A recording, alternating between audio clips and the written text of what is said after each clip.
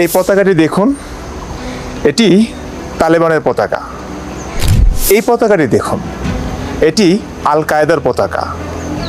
এবার এই পতাকাটি দেখুন, এটি আইসিসের পতাকা। লক্ষ্য করুন, সবগুলো পতাকাতেই একটি বাক্য, একটি কালিমা, সেটি হলো লা ইলাহা ইল্লাল্লাহু মুহাম্মাদুর রাসূলুল্লাহ। এবং এই তালেবান, আল কায়েদা, আইসিস এরা সবাই কিন্তু জঙ্গি গোষ্ঠী। আল্লাহু আকবার বলে এরা মানুষ মারে দুনিয়াতে ইসলাম প্রতিষ্ঠার জন্য।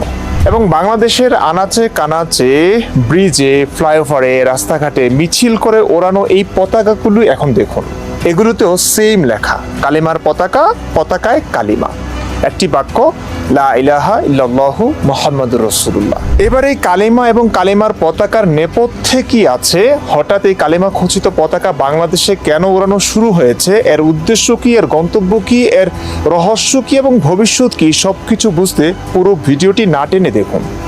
সময় বেশি নষ্ট করবো না প্রিয় দর্শক, সর্বোচ্চ 10-15 মিনিটের মধ্যে শেষ করব। আপনাদের একটা সাধারণ প্রশ্ন হয়তো থাকবে, জঙ্গিবাদের সঙ্গে এই কালিমার, এই পতাকার সম্পর্ক কি? দর্শক, প্রথমে জানিয়ে রাখি, এটি আপনার ভাষায় জঙ্গিবাদ হলেও ইসলামের ভাষায়, কোরআন হাদিস এবং ইসলাম জানা সাচ্চা মুসলিমদের ভাষায় এটি সবচেয়ে বড় ইবাদত। চলুন ব্যাপারটি বুঝি। অসংখ্য সহিহ হাদিস থেকে কেবল একটা হাদিসের মাধ্যমেই বোঝার চেষ্টা করি, ভিডিও যাতে দীর্ঘ না হয়ে যায়। এটি সহিহ মুসলিমে আছে, সুনান ইবনে মাজাতে আছে, সুনান নাসাইতে আছে, সুনান তিরমিজিতে আছে। আমি উদাহরণস্বরূপ সুনান তিরমিজির একটা হাদিস পড়ে শোনাচ্ছি। সুনান তিরমিজি তাহকিককৃত, পরিচ্ছেদ 1, যতক্ষণ পর্যন্ত মানুষ লা ইলাহা ইল্লাল্লাহ না বলবে ততক্ষণ পর্যন্ত তাদের বিরুদ্ধে কিতাল করতে আমি আদেশপ্রাপ্ত হয়েছি। 2607 নং হাদিসটা আমি একটু পড়ে শোনাচ্ছি আপনাদেরকে। আবু হুরায়রা রাদিয়াল্লাহু তাআলা আনহু হতে বর্ণিত, তিনি বলেন, রাসূলুল্লাহ সাল্লাল্লাহু আলাইহি ওয়াসাল্লামের মৃত্যুর পর আবু বকর রাদিয়াল্লাহু তাআলা আনহু যখন খলিফা নির্বাচিত হন, তখন আরবের কিছু সংখ্যক লোক কাফির হয়ে যায়। ওমর ইবনুল খাত্তাব রাদিয়াল্লাহু তাআলা আনহু আবু বকর রাদিয়াল্লাহু তাআলা আনহুকে বললেন, আপনি এদের বিরুদ্ধে কিভাবে অস্ত্র ধারণ করবেন, অথচ রাসূলুল্লাহ সাল্লাল্লাহু আলাইহি ওয়াসাল্লাম বলেছেন, মানুষ যে পর্যন্ত না আল্লাহ তাআলা ব্যতীত আর কোনো প্রভু নেই এই কথার স্বীকৃতি দিবে, সেই পর্যন্ত আমি তাদের বিরুদ্ধে যুদ্ধ করতে আদিষ্ট হয়েছি।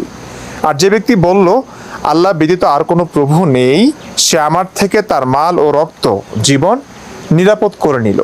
দর্শক, এখানে আরবি শব্দটা খুব গুরুত্বপূর্ণ, কারণ কালিমাটা আরবিতে। এই হাদিসে বলা হয়েছে, উমিরতু আন উকাতিলান নাসা হাত্তা ইয়াকুলু লা ইলাহা ইল্লাল্লাহ ওয়া মান ক্বালা লা ইলাহা ইল্লাল্লাহ আসামা মিন্নি মালাহু ওয়া নাফসাহু।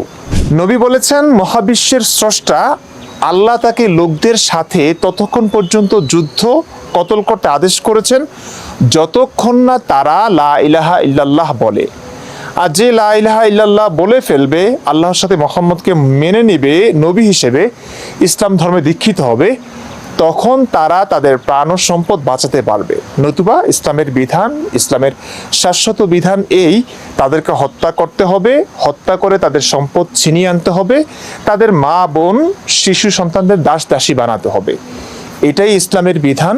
এ নিয়ে বিস্তারিত রেফারেন্স ও ভিডিও এই আগামী শনিবারে আমি আপলোড দিব, যদি এডিটিং শেষ হয়। তো আমি এই ভিডিওতে আর বেশি বাড়াচ্ছি না, আপনাদেরকে জানানোর জন্য, বোঝানোর জন্য শুধুমাত্র একটা হাদিস দেখালাম। অসংখ্য হাদিস আছে, কোরআনের অসংখ্য আয়াত আছে এর সপক্ষে। এবার আশা করি বুঝতে পেরেছেন কেন সকল জঙ্গিবাদীদের পতাকাতেই কালেমা থাকে।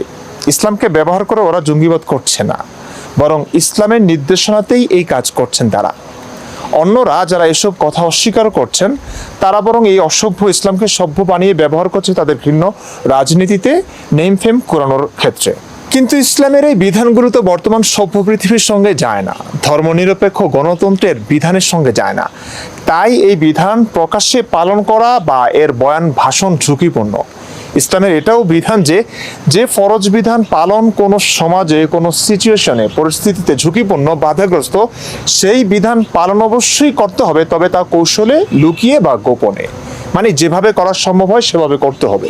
এই কৌশল অবলম্বনে মিথ্যা, ধোঁকা, প্রতারণার আশ্রয় নেওয়াও ইসলামিক দৃষ্টিকোণ থেকে সম্পূর্ণ জায়েজ। ইসলামের এরকম অনেক নজির আছে, সেদিকে আমি যাচ্ছি না, প্রত্যেকটা কথার রেফারেন্স পাবেন। কালিমার পতাকার সাথে জিহাদ জড়িয়ে আছে, রক্ত জড়িয়ে আছে, মানবাধিকার লঙ্ঘন, গণতন্ত্র, ধর্মনিরপেক্ষতার লঙ্ঘন জড়িয়ে আছে। এসবই ইসলামের বিধান। সেই ইসলামই বাংলাদেশে এখন ব্যাপকভাবে প্রচারণা ও কার্যক্রম শুরু হতে যাচ্ছে। এর সূচনা ও কৌশল হিসেবে বেছে নেওয়া হবে কোন একটা ইস্যু, সাংস্কৃতিক কাউন্টার ইস্যু। সেটি কেমন, চলুন তাহলে গোড়া থেকে বোঝাই। জুন মাসের মাঝামাঝিতে ঢাকা যাত্রাবাড়িতে এই কালিমা খচিত পতাকা ওড়ানোর সূচনা। যাত্রাবাড়ি ফ্লাইওভারে একদল মুমিন ভাইয়েরা কালিমার পতাকা লাগিয়ে দেয়। এর পরের দিন কে বা কারা যেন সেই পতাকাগুলো খুলেও ফেলে। কারা খুলেছে আমি জানি না, তবে যারা খুলেছে বেশ ভালো করেছে, কারণ ইসলামের কোনো পতাকা নেই, পতাকার সঙ্গে ইসলামের কোনো সম্পর্ক নেই। নবীর যুগেও রাস্তাঘাটে পতাকা ওড়ানো হয়নি, এমন কোনো নজির ইসলামে নেই। আমার কথা বিশ্বাস না হলে এই হুজুরদের মুখেই শুনুন। ইসলামের পতাকা বলতে আসলে কি কিছু আছে? ইসলামের নামের কোনো পতাকা যদি হইতো তাহলে তো আমরা সবাই সেটা ব্যবহার করতাম, যেহেতু কোনো ওলামা ইকরামের পক্ষ থেকে এরকম কোনো দাবি করা হয় নাই যে এটা ইসলামের পতাকা। রাসূল সাল্লাল্লাহু আলাইহি ওয়াসাল্লামের জামানায় জিহাদের সময় পতাকা ইউজ করতেন বিভিন্ন যুদ্ধে। তো সেই পতাকাটার আবার বিভিন্ন যুদ্ধে আবার বিভিন্ন রং আছে, মানে যতগুলো আমাদের রেওয়ায়াতের মধ্যে আসছে তার মধ্যে নির্ধারিত একটা পতাকা এইরকম রেওয়ায়াত আমাদের সামনে আসলে নাই। বিবিসি বাংলা হুজুরকে জিজ্ঞেস করেছে, ইসলামের কোনো পতাকা বলতে কি কিছু আছে? হুজুর বললেন, না, ইসলামের পতাকা বলতে কিছু নেই। তবে হ্যাঁ, শুধু জিহাদের সময়ে পতাকা ব্যবহার হতো, তাও বিভিন্ন রঙের, কিন্তু নির্দিষ্ট কোনো পতাকা ইসলামে নেই। এতটুকু শুনলেন আপনারা হুজুরের কাছ থেকে। তার মানে পতাকার সম্পর্ক হচ্ছে জিহাদের সঙ্গে। আর ইতিপূর্বে আপনারা হাদিসে দেখলেন জিহাদ মানে কি, সকল অমুসলিমদের ইসলাম মানতে বাধ্য করা, না মানলেই হত্যাযজ্ঞ চালানো। বাংলাদেশে এটারই প্রস্তুতি চলছে প্রিয় দর্শক। তবে প্রশ্ন থেকেই যায়, সাংবাদিকদের প্রশ্নে গণতান্ত্রিক রাষ্ট্রে হঠাৎ দেশের পতাকাকে গুরুত্ব না দিয়ে কেন কালেমা খচিত পতাকা ওড়ানোর শোডাউন চলছে? এর উত্তরে বলা হবে সাংস্কৃতিক কাউন্টার। এটাই কৌশল। এটার মানে কি একটু বোঝাচ্ছি। ইস্যুটা হলো বিশ্বকাপ খেলা। আমাদের দেশে বিশ্বকাপ খেলাকে কেন্দ্র করে আর্জেন্টিনা ও ব্রাজিলের পতাকার শোডাউন চলে। এটা বিশ্ব বিনোদনের একটি অংশ এবং এটি সাময়িক বিনোদন। তাই যারা ব্রাজিলের সাপোর্টার তারা ব্রাজিলের পতাকা ওড়ায়, আর যারা আর্জেন্টিনার সাপোর্টার তারা আর্জেন্টিনার পতাকা ওড়ায়, এটা খুব স্বাভাবিক।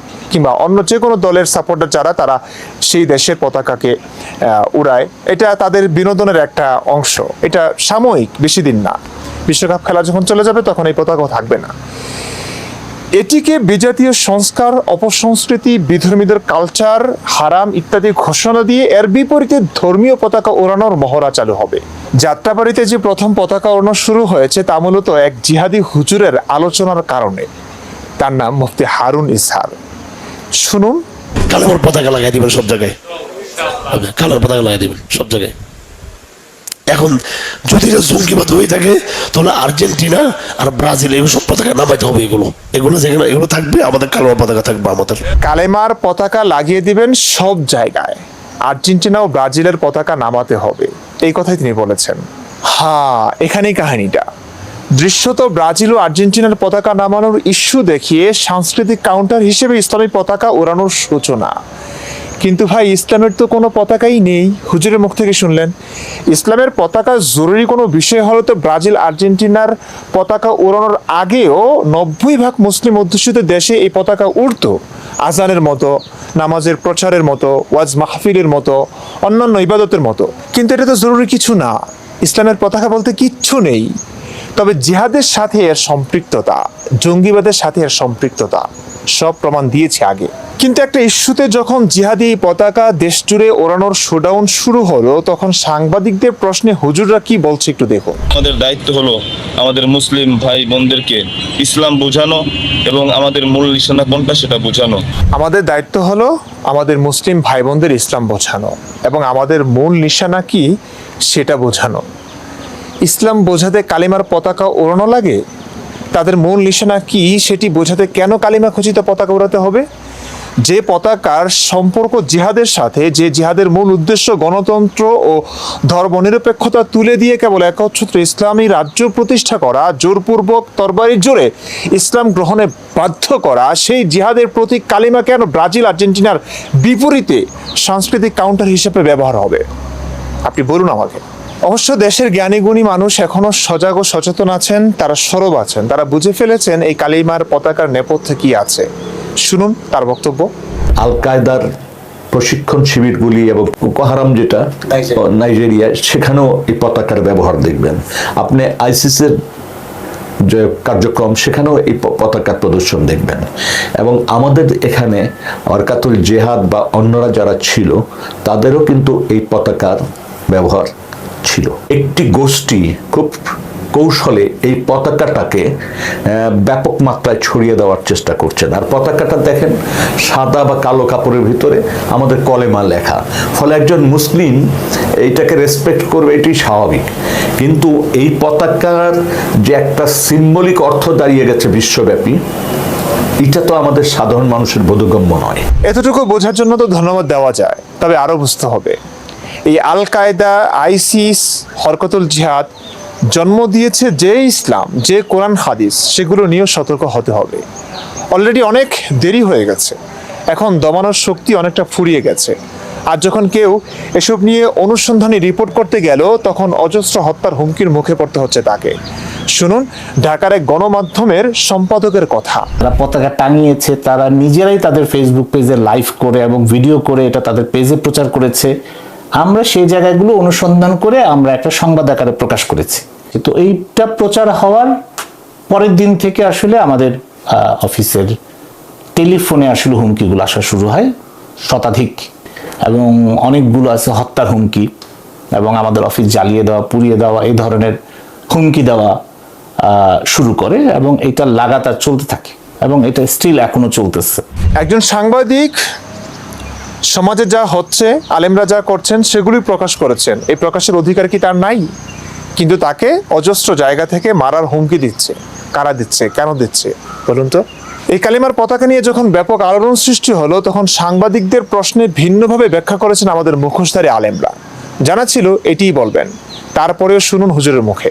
যেটা মুসলিম রাষ্ট্রের পতাকা উত্তোলন করা, পতাকা হচ্ছে একটা সিম্বল, একটা গৌরবের প্রতীক। বিদেশি একটা এইভাবে সিম্বলকে দেশে এইভাবে গণহারে এটাকে ব্যবহার করা, তো এটা কোনো দিক থেকে যাচ্ছিল না। আমি এটা বলছিলাম যে আমাদের ভাইয়েরা অনেকে তার সাংস্কৃতিক কাউন্টার করতে গিয়ে কালামের পতাকা লাগাচ্ছেন। আপনারা এটা করতে পারেন, আপনার কালামের পতাকা লাগান আপনারা। এটা পূর্ব পরিচালিত একটা বিষয়ে জাস্ট সংহতি প্রকাশ করা, এবং সেটা একদম স্পিরিচুয়াল জায়গা থেকে ছিল, সেটা কালচারাল জায়গা থেকে ছিল। এখানে তো আমার ইন্টারন্যাশনালি আমি চিন্তাও করিনি যে এখানে পতাকা নিয়ে এখানে একটা এত বড় একটা এক্সপ্রেশন হবে, শোডাউন হবে, এবং সেটা তো বলা হয়নি। এখানে কোনো ইন্টারন্যাশনাল কোনো কানেকশন বা কোনো কনস্পাইরেসি থাকার কোনো আলামত আমার কাছে নেই, এবং সেটা থাকা উচিত না। সেটা ব্যাস, এখানে এসে আইন তো কিছু করতে পারবে না, নিজে ধোয়া তুলসী পাতা। একদম স্পিরিচুয়াল জায়গা থেকে ছিল কালিমা পতাকা ওড়ানোর বিষয়টি। তিনি চিন্তাও করেননি এটা নিয়ে এত শোডাউন হবে। এখানে ইন্টারন্যাশনাল কোনো কানেকশন নেই, মানলাম সব কিছু, কিন্তু ইসলামের বিধান তো আছে। সেই ইসলাম কি আপনারা মানেন না?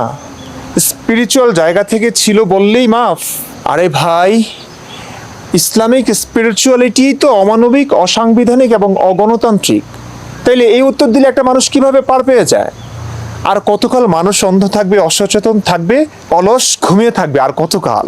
এসব কৌশল অবলম্বন করে করেই প্রথমে মুসলিম সংখ্যা বৃদ্ধি পাবে, তারপর দেশটাকে জঙ্গিবাদের আখড়া বানাবে। ইন্টারন্যাশনাল কানেকশনের কি দরকার ভাই? ইন্টারন্যাশনাল কানেকশনের দরকারই নাই। দেশেই তখন শুরু হবে ইসলাম প্রতিষ্ঠা। হাদিসে যে কথাগুলো আছে, কোরআনে যে কথাগুলো আছে, সেভাবেই তারা ইসলাম প্রচার করবে, অমুসলিমদেরকে ইসলামের দাওয়াত দিবে। ইসলাম না মানলেই তাদেরকে কতল করবে, না হয় জিজিয়া দিয়ে থাকতে হবে। ইসলামের একচ্ছত্র আধিপত্য তারা কায়েম করবেই, একচ্ছত্র শাসন তারা প্রতিষ্ঠা করবেই, এবং সেই প্রচেষ্টাই চলছে। এই কথাগুলো খুল্লম খোলা বলতে পারে না আইনগত কারণে, গণতান্ত্রিক রাষ্ট্রের কারণে, ধর্মনিরপেক্ষতার কারণে, রাজনীতির কারণে, কিন্তু এগুলো তারা বিশ্বাস করছেন, এবং পিছনে পিছনে বদ্ধ ঘরে এই আলোচনাগুলো হচ্ছে। নানান জিহাদি বইপত্রে এসব আলোচনা করে মানুষদেরকে পড়তে দেওয়া হচ্ছে, মানুষদেরকে অনুপ্রাণিত করা হচ্ছে। তারা গোপনে গোপনে সম্পূর্ণ প্রস্তুতি নিচ্ছেন তারা।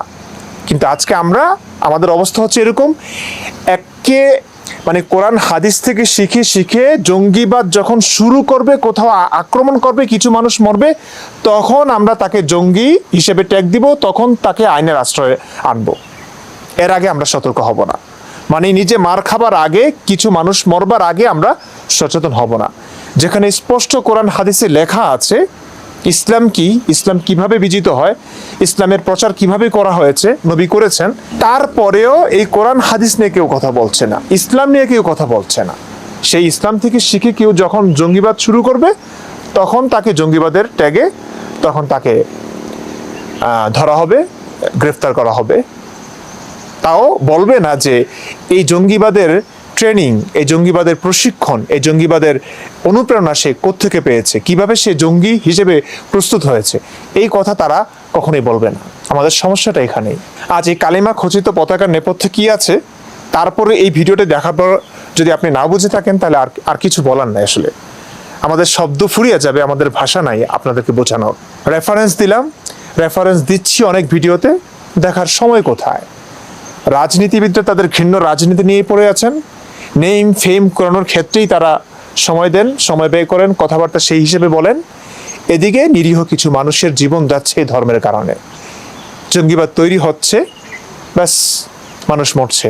আর কত ঘুমিয়ে থাকবেন? যেখানেই কালিমারা পতাকা দেখবেন সেটা ছিঁড়ে দিন, সেটা ফেলে দিন, সেটা খুলে দিন। এটাই হচ্ছে আপনার মানবাধিকার।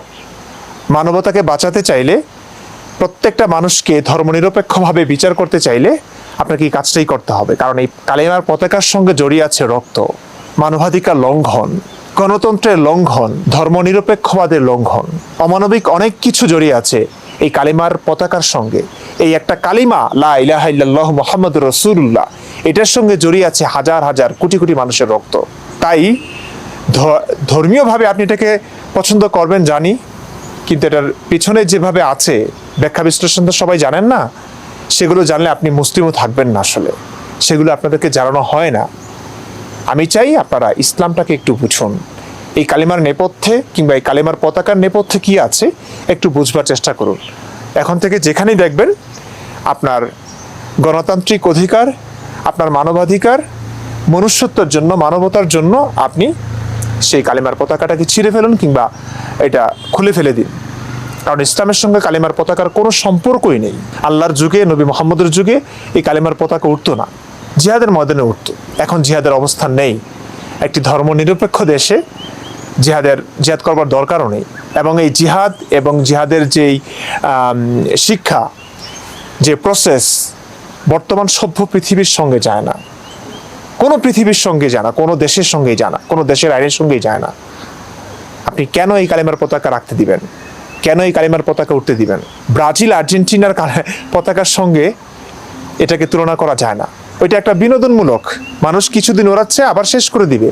ব্রাজিলকে সাপোর্ট করলে, আর্জেন্টিনাকে সাপোর্ট করলে কিছুই যাবে আসবে না, কোনো মানুষের ক্ষতি হচ্ছে না ভাই। এটা বিনোদন, যার যার অধিকার।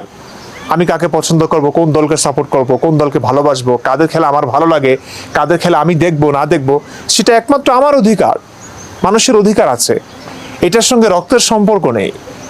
এটার সঙ্গে ধর্মনিরপেক্ষবাদ কিংবা গণতন্ত্রের লঙ্ঘনের কোনো সম্পর্ক নেই। কিন্তু কালিমার পতাকা লা ইলাহা ইল্লাল্লাহু মুহাম্মাদুর রাসূলুল্লাহ, এটার সঙ্গে, এই কালিমার সঙ্গে, এই বাক্যের সঙ্গে আছে। কারণ নবী বলেছে, উমিরতু আন উকাতিলান নাস হাত্তা ইয়াকুলু লা ইলাহা ইল্লাল্লাহ। আমাকে ততক্ষণ পর্যন্ত লোকদের সঙ্গে যুদ্ধের আদেশ করা হয়েছে যতক্ষণ না তারা লা ইলাহা ইল্লাল্লাহ বলবে, এই কালিমাটা বলবে। এটা কি মানবতার সঙ্গে যায়? এটা কি ধর্মনিরপেক্ষতার সঙ্গে যায়? এটা কি গণতন্ত্রের সঙ্গে যায়? আওয়ামী লীগ হন, বিএনপি হন, এনসিপি হন, যে দলেরই হন না কেন, সবাই গর্জে উঠুন। আপনি যদি মুসলিমও হন, আপনিও এটার প্রতিবাদ করুন। ভবিষ্যতে কি অপেক্ষা করছে আপনাদের জন্য আপনারা নিজেরও বুঝতে পারছেন না। আজকে আমরা দেখছি আফগানিস্তানে মানুষ মরছে, আমরা দেখছি গাজায় মানুষ মরছে। বাংলাদেশটাকে সেরকম বানাবেন না প্লিজ। আপনাদের এই কর্মের কারণে বাংলাদেশটা এমন হতে বাধ্য হবে। তখন আপনারাও মরবেন, অমুসলিমরাও মরবে, মুসলিমরাও মরবে। আমি চাই না মুসলিম হোক আর অমুসলিম, হিন্দু হোক বা মুসলিম, খ্রিস্টান হোক বা বৌদ্ধ, কোনো ধর্মের মানুষই মরুক, আমি সেটা চাই না। সেই জন্য এই কথাগুলো বলছি। একটু সতর্ক হন, একটু সজাগ হন, একটু আমার রেফারেন্সগুলো অন্তত যাচাই করুন। ভালো থাকুন, সুস্থ থাকুন।